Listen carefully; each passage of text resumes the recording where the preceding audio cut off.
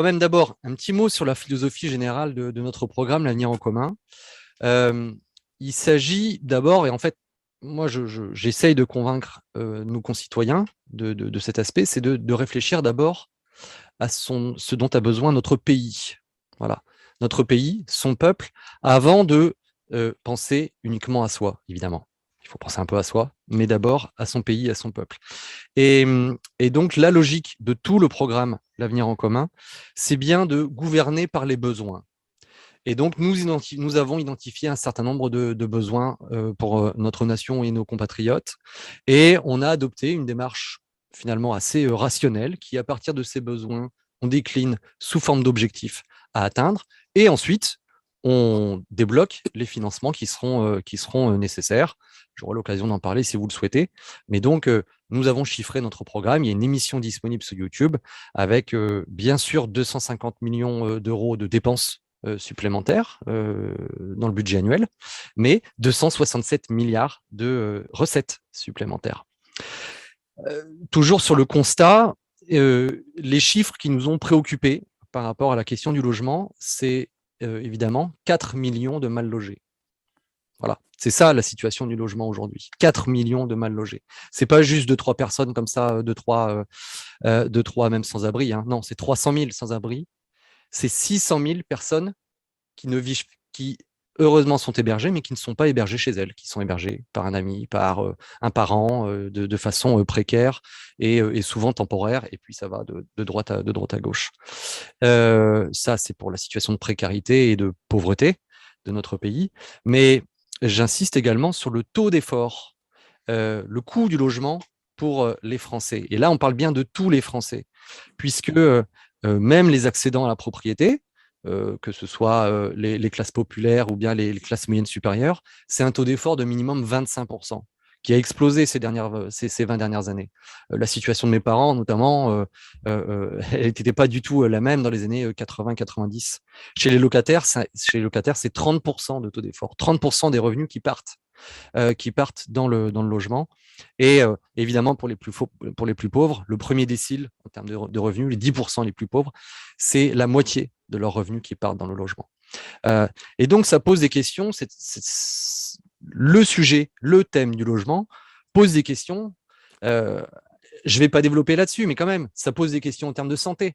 Le scandale des punaises de lit qui se généralise dans notre pays, la question de l'asthme qui se généralise chez nos enfants avec des problèmes de logement insalubre, la question de l'écologie, sur les problèmes d'isolation, de consommation, à la fois au niveau de la consommation énergétique, mais aussi sur la construction, des enjeux d'aménagement du territoire, avec les phénomènes de métropolisation, dont on se rend compte que c'est une logique qui devient complètement folle de tout concentrer dans quelques pôles métropolitains dans notre pays et qui vide nos campagnes de leur vitalité, et puis des enjeux économiques et financiers, avec, j'insiste, ce taux d'effort, cet argent qui est dépensé par les Français sur la question du logement, c'est autant d'argent en moins qui est disponible pour soit pour la consommation, soit même de capacité d'épargne qui ensuite pourrait être recyclée dans le financement de nos entreprises, ou en tout cas le financement général de notre activité. Et, et le symbole de tout ça, le symbole de cette crise sérieuse du logement, c'est bien sûr qu'au final, c'est 3,5% des plus riches qui possèdent la moitié des logements en location. 3,5% des foyers les plus riches possèdent la moitié des logements en location. Et donc, j'insiste sur le fait qu'il ne faut pas cacher les gros derrière les petits propriétaires et puis tout le mythe tous les mythes qui tournent autour. Notre objectif, c'est donc bien de garantir un droit au logement abordable, de qualité, pour tout le monde. 5 points là-dessus, j'ai extrait une seule proposition pour chacun de ces 5 points, sachant qu'au total, on a plus de 50 propositions qui sont disponibles dans notre livret logement sur le site mélenchon2022.fr. D'abord, lutter contre les expulsions et aller vers l'objectif de 0 SDF. Voilà, c'est aussi simple que ça. Et là-dessus, moi, je retiens pour votre auditoire l'idée d'une sécurité sociale du logement depuis longtemps, depuis le temps qu'on en parle, il est temps de mettre en place la garantie universelle des loyers, avec un système de caisse, du coup, caisse nationale, qui serait abondée à la fois par les locataires et à la fois par les bailleurs, et qui serait gouvernée à la fois par les locataires et à la fois par les bailleurs publics et privés. Deuxième objectif, mobiliser le parc privé pour les besoins prioritaires. Et donc là, je l'affirme complètement, que ce soit bien clair pour tout le monde, nous généraliserons le système d'encadrement des loyers à la baisse. Voilà. Troisième objectif, le développement massif du logement public, du logement de qualité, du logement social, en distinguant l'aspect logement public et l'aspect logement social. Et donc, un objectif d'1 million de nouveaux logements sociaux sur le mandat, avec donc, au minimum 200 000 constructions par an. Quatrième point, rompre, vous l'aurez compris, je l'imagine, rompre avec la spéculation financière. Deux éléments là-dessus. D'un côté, la fin des systèmes de défiscalisation, qui, si on y réfléchit bien, est complètement dingue, complètement absurde. On aide des foyers catégories sociales supérieures avec des revenus, etc. On les aide à acquérir un deuxième, un troisième, un quatrième, un cinquième logement, alors qu'il y a plein de foyers de la classe moyenne ou des classes populaires qui aimeraient bien au moins acheter leur premier logement. Donc là, évidemment, défiscalisation, c'est fini. Et puis,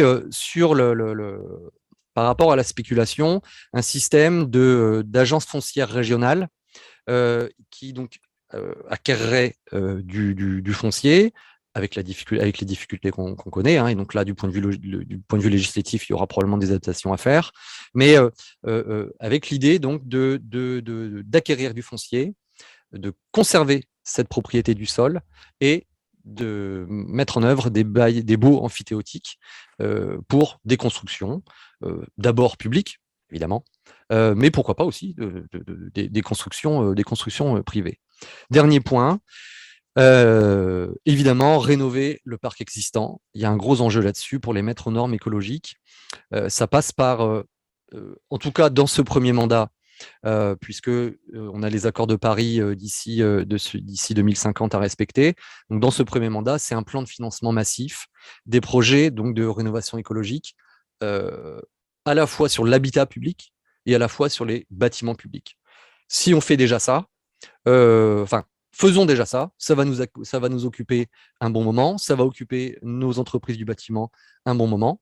Je rajoute une dernière proposition, là, qui est personnelle, qui a été discutée un petit peu en interne chez nous, qui n'est pas dans le programme, mais que je défendrai certainement auprès de mes collègues députés. C'est l'idée d'une hypothèque écologique pour aider les ménages privés à financer des rénovations massives de leur logement, là où il y a besoin de mettre 30 000, 50 000, parfois 80 000 euros sur la table, mais que ce financement soit apporté, non pas prêté, mais apporté par l'État, en l'échange, évidemment pas un cadeau, en échange d'une hypothèque écologique sur le logement et qui serait progressive au fur et à mesure de l'avancée du temps, et on peut considérer qu'au bout de 20 ans ou de 25 ans, cette hypothèque serait libérée.